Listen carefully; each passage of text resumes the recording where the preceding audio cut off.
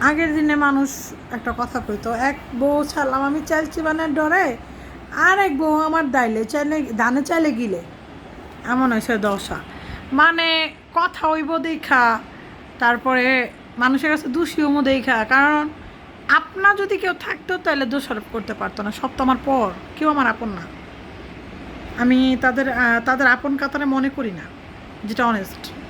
ঠিক আছে, এটা কি বলবো জানি, ভিডিওটা হই না এক একজনে এটা নিয়েও গবেষণা শুরু করে দিব।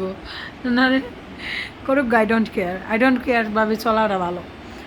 তো যে কারণে কারোর সাথে মিশি না, কারণ একটা কথা বলবো বা একজনের বাসায় যাবো, একটা কথা হইব, সে কথার রিয়েকশনের পরবর্তীতে একটা কথা বলবো, সেটা নিয়ে আমি আবার দোষ হইব যে কথাই তো বললামই যে এক বউ ছাড়লাম আমি চাল চাবানে ডরে, আর এক বউ আমার দানা ছেলে গিলে। তো এরকম দোষ আর কি লাইফটায়।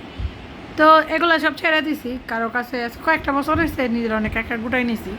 কারণ দুনিয়ার ভিতরে সবচেয়ে খারাপ ব্যক্তি আমি, সবচেয়ে পাপি বান্দা আমি যেটা মনে করি। আর কিছু কিছু মানুষ তো মানে সিল মেরে দিছে যে আমি। তো যাই হোক, এখন এতটা দূরে থাইকা কারোর ধার কাছে না যাইয়াও কানে নিউজ আসে, এটা হইছে, তুই এটা কইছস, তো এটা হইলো, তুই এই ভিডিও কে লেগা বানাস, কারে হুনাস। আমার মোবাইল, আমি ওয়াইফাই বিল দিই, আমি সব কিছু করি, আমার মুখ ব্যথা করে না, আপনাকে তো মাথা ব্যথা করে কে? বেশি মাথা কথা ব্যথা করলে মাথাটা খুললে আলাই তো বুঝছি না, মাথা ব্যথা খুললে মাথাটা খুলে ফেলাবেন, বুঝছেন?